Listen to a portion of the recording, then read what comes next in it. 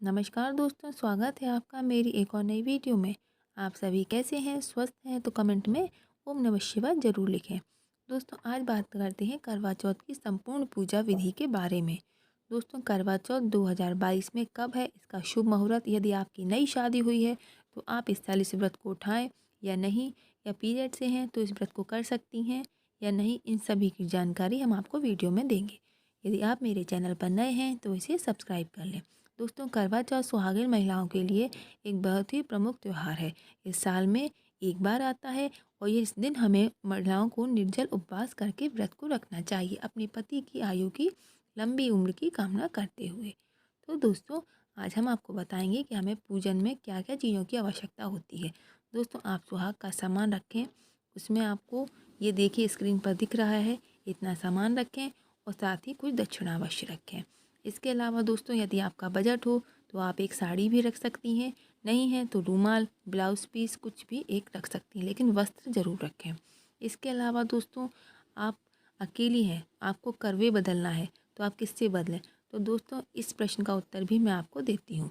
दोस्तों, यदि आप अकेली हैं, आपको करवे फेरना है तो आप क्या करें, एक गौरी माता बना लें मिट्टी की। जैसे आप करवा चौथ का तस्वीर रखती हैं पट्टी पर, उसी पट्टी पर आप गौरी माँ रख लें और दोस्तों आप उनके साथ करवा फेरें। क्योंकि दोस्तों, बहुत सी महिला अकेली रहती हैं, मेरी बहनें, तो दोस्तों उनको ये दिक्कत आती है कि वो करवा किसके साथ बदलें, तो वो गौरी माता के साथ बदल सकती हैं। दोस्तों, पूजन में आपको एक मिट्टी का करवा लेना है, एक आपको लेना है शक्कर का करवा और एक लेना है आपको तांबे का सागर, जिसमें दोस्तों एक नली जैसी जाती है ना, उसको बोलते हैं सागर। ये आप पीतल का या तांबे का ले सकते हैं। दोस्तों, वैसे हमारे यहाँ तो ये मायके से आता है, आप लोगों के यहाँ जैसा भी हो आप उस हिसाब से ले लीजिए। परंतु दोस्तों, आप देखेंगे कि आप गिनती 3 हो गई है, तो दोस्तों की 3 की गिनती शुभ नहीं मानी जाती, तो आप मिट्टी का या शक्कर वाला जो करवा होता है वो 2 रख लें। तो दोस्तों टोटल संख्या 4 हो जाएगी। अब दोस्तों 2 करवे आप अपनी साइड रखें, 2 माता की साइड रखें और दोस्तों इन करवों को माता से आप 5 या 7 बार फेर सकती हैं। दोस्तों, अब आपको बताते हैं करवों में क्या भरें। तो दोस्तों, आप जो मिट्टी का करवा लें उसको आप धो लें और सुखा लें।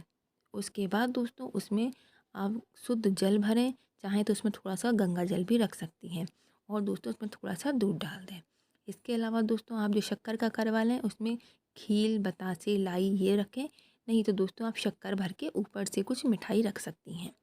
और दोस्तों, इसके अलावा जो आप सागर ले रही हैं, जो आप नली वाला एक लोटा रहता है उसको बोल रही हूँ मैं, उसमें दोस्तों आप जल और दूध मिलाकर भरें।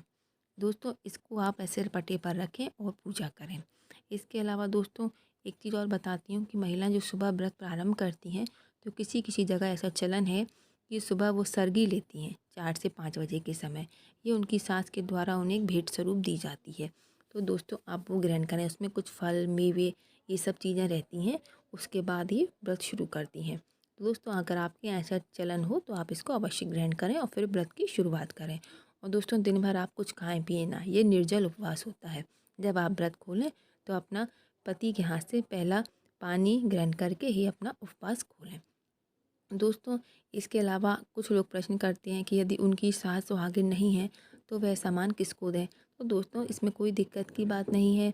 जो मेरी बहनें ऐसे सोचती हैं, तो दोस्तों उनके लिए बता दूं कि यदि आपकी सास सुहागिन नहीं है या वो व्रत को नहीं करती हैं, तो आप क्या करें, ये जो सामान है अपनी जेठानी को, नंद को दे सकती हैं।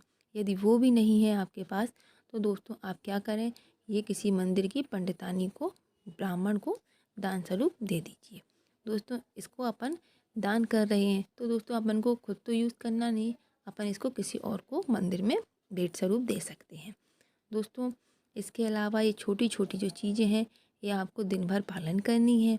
उसके बाद संध्या के समय आपको जो शुभ मुहूर्त है वो 7:34 से शुरू होगा और रात्रि 9:30 बजे तक चलेगा। ये शुभ मुहूर्त है, मतलब आपको इस समय पूजा करनी है। यदि आप इस समय नहीं कर पाती हैं तो एक और मुहूर्त है जो 9:30 से शुरू होगा और रात्रि 11:45 तक चलेगा। तो दोस्तों आपको उस समय पूजा अवश्य कर लेनी है। दोस्तों, आपको क्या करना है, पूजा के समय जो अपन यूज़ करते हैं चलनी, और दोस्तों एक हमारा जैसा मिट्टी का जो पात्र होता है, करवा बोलते हैं जिसे हम, दोस्तों आपको उसको हमेशा नया लेना है। क्योंकि दोस्तों मिट्टी का जो पात्र है वो हर साल नया लिया जाता है। मिट्टी का जो बर्तन है वो पुराना हो जाता है तो उसको हम यूज़ नहीं करते, लेकिन जो चलनी है दोस्तों उसको आप ले सकते हो हर साल, यदि वो टूटी चटकी ना हो तो दोस्तों आप वो चलनी वही यूज़ कीजिए। और दोस्तों ये मिट्टी का जो पात्र है इसको करवे को नया लीजिए। दोस्तों आप पूजा करते समय चंद्रमा की पूजा करें सबसे पहले।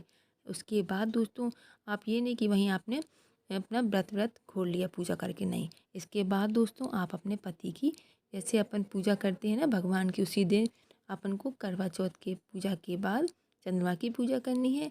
उसके बाद दोस्तों अपने पति की भी पूजा करनी है।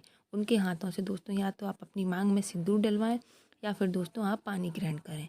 इसमें भी दोस्तों गौरी माँ का आशीर्वाद होता है और आपके अखंड सौभाग्य की कामना करते हुए माँ आपको सुहाग दान देती हैं। दोस्तों एक सवाल और जो हमारी बहनें करती हैं कि यदि वो पीरियड से हो जाए तो इस व्रत को करें या ना करें। तो दोस्तों इस व्रत को आप ज़रूर करें, क्योंकि दोस्तों ये व्रत ऐसा है जिसको हम छोड़ नहीं सकते। दोस्तों आप इस व्रत को करें। यदि आप अकेली हों तो दोस्तों इस चंद्रमा को जो अर्घ है वो आप अपने पति के हाथों से दिलवा सकती हैं। और दोस्तों रही कहानी सुनने की बात, तो आप मोबाइल में सुन सकती हैं। दोस्तों आजकल तो देखो मोबाइल में हर तरह की कहानियाँ आ जाती हैं। आप यूट्यूब पे सर्च करें तो दोस्तों कहानी आप उसमें से सुन लीजिए, निर्जल उपवास कीजिए और जो अर्घ है वो अपने पति से दिलवा दीजिए। तो इस तरह आपका विधि विधान से व्रत संपूर्ण माना जाएगा।